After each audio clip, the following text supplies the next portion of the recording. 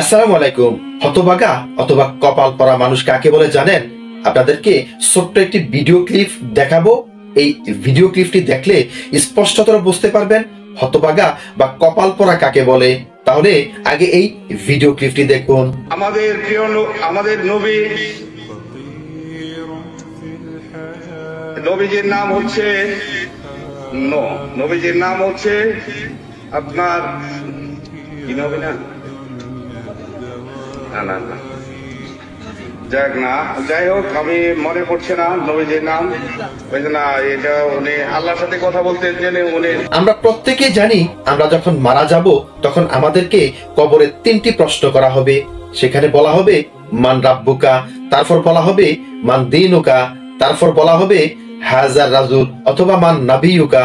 আপনারা এই হতভাগা এই কপাল পরার ভিডিও ক্লিপটি যখন দেখলেন তখন স্পষ্টতর এটা অন্তত বুঝে গেলেন যে আসলে সে একজন মুসলমান। সে কতটুকু মুসলমান, আদৌ মুসলমান কিনা, এটা আসলে প্রশ্ন দাঁড়ায় যায়।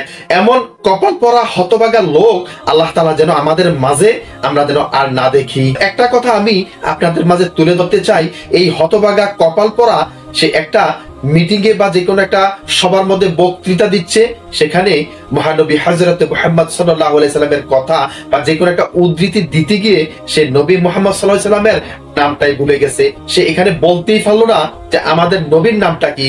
এখন আসলে বলাই লাগে যে এই দুনিয়াতে উপস্থিত থাকতে যেখানে আমরা জানার সুযোগ আছে, শিখার সুযোগ আছে, নিজেদের ঈমান আমলকে ঠিক করে নেওয়ার মতো সুযোগ আছে, সেখানে এই দুনিয়াতে সে বলতে পারলো না হাজার নাবিয়ুকা অথবা মান নাবিয়ুকা বা হাজার রাজুল, অর্থাৎ তার নবীকে, তার নবীর নামটা সে এখানেই বলতে পারলো না। তাহলে এই হতভাগা এই কপাল পরা যখন মৃত্যুবরণ করবে, তাকে যখন দাফন করা হবে, মাটি দেওয়া হবে, তখন কবরে যখন তাকে তৃতীয় প্রশ্নটি করা হবে মান নাবিয়ুকা, তখন বলেন যে সে কি জবাব দেবে যে তার নবীকে এই জবাবটা তো 3 নম্বরে আসবে।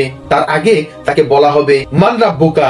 যদি সে নবীর নামটা জানতো তাহলে স্পষ্টতর সে মান রাব্বুকা, রব্বি আল্লাহ, এটা তার মুখে দিয়ে চলে আসবেই। একইভাবে করে সে মান দীনুকা সেটাও বলতে পারবে না, যেখানে এই দুনিয়াতে সে বলতে পারলো না মান নাবিয়ুকা, অর্থাৎ তার নবীর নামটাই সে বলতে পারলো না।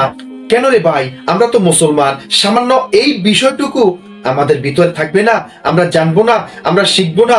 আমরা তো পাগল হলেও ব্রেনে আমাদের এটাই থাকার দরকার, এটাই থাকবে আমাদের নবীর নাম, আমাদের ধর্ম ইসলাম, আমাদের একমাত্র বিধাতা, একমাত্র রব আল্লাহ তাআলা।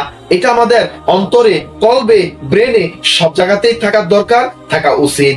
আমাদেরকে আল্লাহ তাআলা যেন এই কপাল পরা হতভাগার মতো করে না করে আমরা যেন মৃত্যুর পর 3টা প্রশ্নের উত্তর সঠিকভাবে দিতে পারি, সেই তৌফিক যেন আল্লাহ তাআলা আমাদেরকে দেয়।